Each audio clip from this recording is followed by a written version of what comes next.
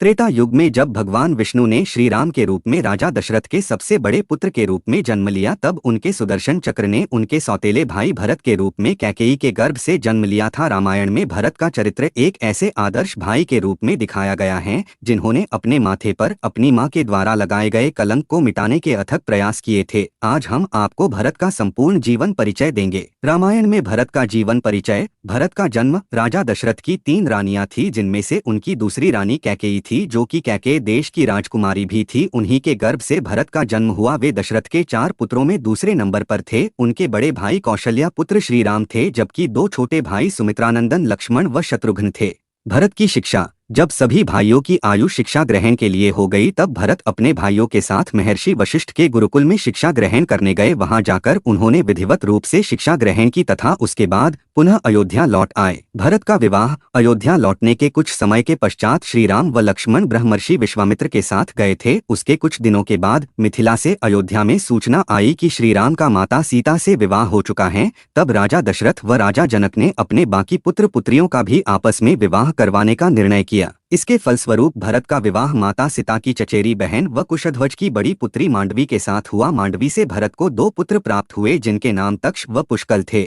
भरत का कैकेय प्रदेश जाना। विवाह के कुछ समय के पश्चात भरत के नाना के घर से उनके लिए बुलावा आया। उनके नाना अश्वपति कैकेय देश के राजा थे, जिनका स्वास्थ्य ठीक नहीं चल रहा था, इसलिए वे भरत से मिलना चाहते थे। यह सूचना पाकर भरत अपने छोटे भाई शत्रुघ्न को साथ लेकर कैकेय देश चले गए। वहां कुछ दिन रहने के पश्चात उन्हें अचानक से अयोध्या से बुलावा आया तथा तुरंत अयोध्या लौटने को कहा गया। भरत ने सैनिकों से बहुत पूछा, लेकिन उन्हें कुछ नहीं बताया गया। इसके बाद भरत तीव्र गति से अयोध्या के लिए निकल गए।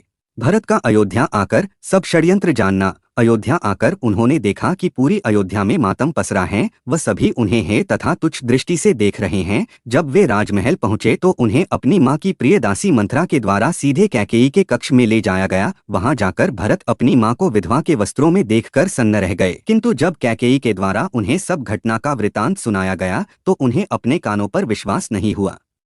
कैकेयी के द्वारा उन्हें बताया गया कि किस प्रकार राजा दशरथ ने श्री राम के राज्याभिषेक करने का निर्णय लिया था। तब कैकेयी ने अपने प्रभाव व अपने 2 वचनों की आड़ में सब कुछ पलट दिया। कैकेयी ने भरत को बताया कि उसने अपने 2 वचनों में श्री राम की बजाय भरत का राज्याभिषेक मांग लिया व श्री राम के लिए 14 वर्षों का वनवास। इसके पश्चात श्री राम अपनी पत्नी सीता व भाई लक्ष्मण सहित 14 वर्ष के वनवास पर चले गए व पुत्र वियोग में राजा दशरथ की मृत्यु हो गई। भरत के द्वारा अपनी मां के कर्मों के लिए पश्चाताप। कैकेयी को आशा थी कि भरत यह सुनकर बहुत प्रसन्न होगा तथा खुशी खुशी अयोध्या का राज सिंहासन संभाल लेगा, लेकिन हुआ इसके विपरीत। भरत की आंखों से विवशता के आंसू बह रहे थे, हृदय क्रोध की अग्नि से जलने लगा था तथा मस्तिष्क ने कार्य करना बंद कर दिया था।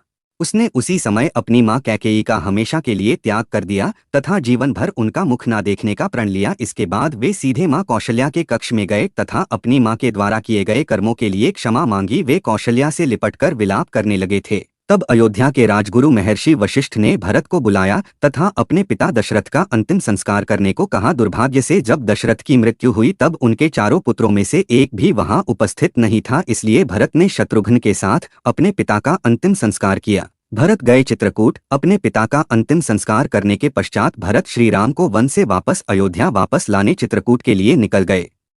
उनके साथ अयोध्या का पूरा राज परिवार, सैनिक व प्रजागण भी गए। चित्रकूट पहुंचकर भरत श्री राम के चरणों में गिरकर रोने लगे तथा उनसे वापस चलने की विनती की। श्री राम ने 14 वर्ष से पहले वापस जाने से मना कर दिया, क्योंकि उन्हें यह वचन उनके पिता ने दिया था जो अब जीवित नहीं थे, इसलिए वचन को वापस लेने का अधिकार केवल उन्हीं का था। किंतु भरत ने उन्हें अयोध्या का राज्य उन्हें ही संभालने को कहा।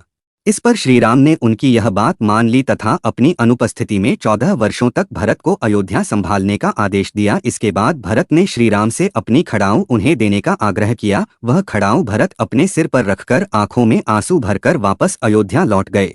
भरत ने लिया 14 वर्ष के वनवास का निर्णय।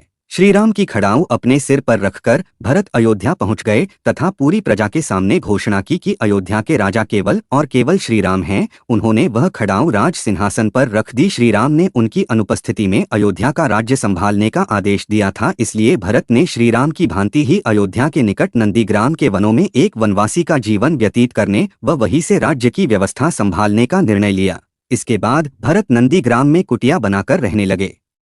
उन्होंने भूमि में एक गड्ढा बनाया ताकि उनका स्थान हमेशा श्रीराम से नीचे रहे। वे प्रतिदिन श्रीराम के चरणों की खड़ाओं की पूजा करते व अयोध्या का राजकाज संभालते। हनुमान पर बाण चलाना। जब श्रीराम अपने वनवास के अंतिम वर्ष में थे तब भरत ने अयोध्या के ऊपर से एक विशाल प्राणी को पर्वत के साथ उड़ते हुए देखा। उन्हें लगा कि अयोध्या पर किसी ने आक्रमण कर दिया है, इसलिए उन्होंने उस पर बाण चला दिया। बाण के प्रभाव से वह प्राणी पर्वत समेत नीचे गिर पड़ा। जब उसे होश आया तब उसने अपना परिचय हनुमान के रूप में दिया तथा बताया कि वे यह पर्वत श्रीराम की सेवा के लिए ही लेकर जा रहे हैं। तब हनुमान के द्वारा उन्हें माता सीता के हरण, श्रीराम रावण युद्ध व लक्ष्मण के मूर्छित होने की बात पता चली। यह सुनकर भरत अत्यधिक अधीर हो गए, लेकिन अपने भाई की आज्ञा का पालन करते हुए वहीं रहे। तो ये थी भरत की कहानी। ये वीडियो कैसी लगी कमेंट में हमें ज़रूर बताएं, और अगर चैनल पे नए हैं तो चैनल को सब्सक्राइब कर दे, साथ ही बेल आइकन बटन को प्रेस कर दे ताकि हमारी सारी वीडियो आप तक पहुंचती रहे।